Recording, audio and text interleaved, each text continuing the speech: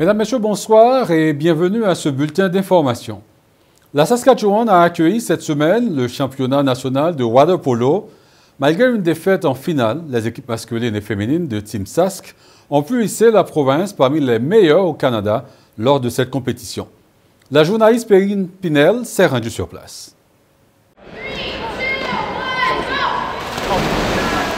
Le championnat de water polo se déroulait à Regina cette fin de semaine. L'occasion pour les membres de l'équipe masculine et féminine saskatchewanaise Team Sask d'affronter l'Ontario et l'Alberta. Lors d'un match face à Toronto, l'équipe masculine s'est défendue durant les 40 minutes. Les joueurs de Toronto ont finalement gagné la partie 13-7. L'équipe féminine a quant à elle essayé de vaincre Calgary. Finalement, ce sont les joueuses albertaines qui ont remporté le match 7-4. Une défaite qui est douloureuse à encaisser pour l'entraîneur des équipes Team Sask, Cyril Dorguigné, qui a repris les rênes de l'équipe il y a maintenant plus de 10 ans. Un peu déçu évidemment d'avoir perdu les deux finales. On ne joue jamais une finale pour la perdre, mais une énorme satisfaction et fierté parce que la saison est très longue, on doit se qualifier dans la zone de l'Ouest. Et après, les championnats ici étaient assez longs, il y avait tout le monde, il y avait les meilleures équipes du pays. Et d'être en finale et d'avoir les deux équipes en finale, si on me l'avait dit à l'avance, j'aurais signé tout de suite. Malgré cette défaite, les équipes masculines et féminines de Team Sask ont pu hisser la province parmi les meilleures au Canada lors de cette compétition. Ce qui est encourageant pour la suite, puisque certains des athlètes sont même éligibles aux mondiaux, confie Cyril Dorguigné. Deux Fransaskois rêvent de représenter le pays aux championnats mondiaux de water polo. Il s'agit de Simone Lapierre et Elias Critchlow. On a un beau potentiel d'athlètes qui ont des grandes chances de faire l'équipe junior et d'aller au championnat du monde cet été. Pour Simone Lapierre, gardienne des buts de Team Sask, ce championnat est un moyen d'en apprendre davantage, malgré la défaite, avant de pouvoir participer aux mondiaux. C'est juste à apprendre, puis je sais maintenant qu'est-ce qu'il faut que j'apprends, puis continuer à mieux faire, puis c'est une chance de bien apprendre ce qu'il faut faire pour mieux jouer dans le futur. Les membres de l'équipe féminine et masculine auront droit maintenant à du repos avant d'entamer une nouvelle saison. Ici, Perrine Pinel, Radio-Canada, Regina.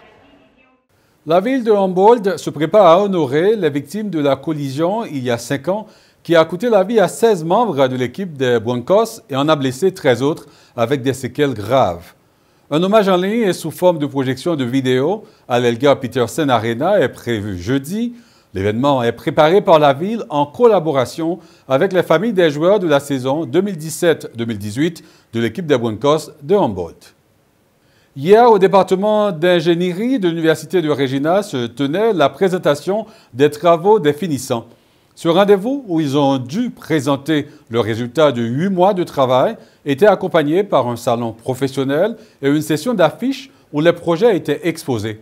Les personnes présentes pouvaient ainsi se déplacer au sein du bâtiment et découvrir le travail des étudiants finissants sous forme d'affiches explicatives. La province et l'Association médicale de la santé ont annoncé vendredi un accord de principe en vue d'améliorer l'accès aux soins. Cet accord vise notamment à bonifier la rémunération des médecins selon le communiqué de la province. Les cliniques qui pourront bénéficier de ces fonds sont celles qui prolongent les heures d'ouverture pour les urgences, les services de sans rendez-vous ou de laboratoire, entre autres.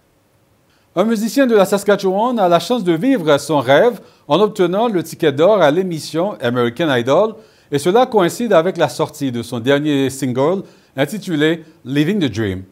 Braden King, âgé de 22 ans et qui est originaire de Weyburn, vit désormais en Alberta. Il doit donner ce soir une prestation à Hollywood pour la suite de cette compétition.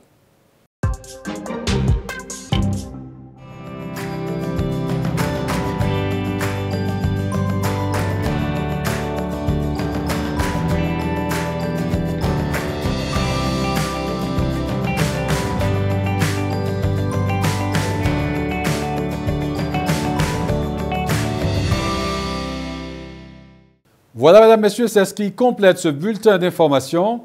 On se retrouve plus tard et d'ici là, bonne soirée.